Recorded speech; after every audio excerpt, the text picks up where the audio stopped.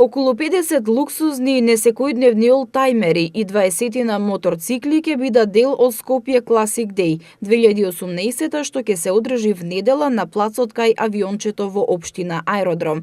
Меѓу нив ќе има и околу 10 автомобили донесени од соседните држави кои за прв пат ќе бидат видени во Македонија. Возилата ќе бидат постари од 35 години, што е услов за да се класифицираат како олдтајмери. Организаторите велат дека идејата е да се представат олтајмерите што ги има во Македонија заедно со возилата кои ќе бидат донесени од 4 соседни држави. Граѓаните ќе имаат можност да поминат ден од викендот, дружејќи се со одбрани автомобили и моторцикли кои не се гледаат секојдневно.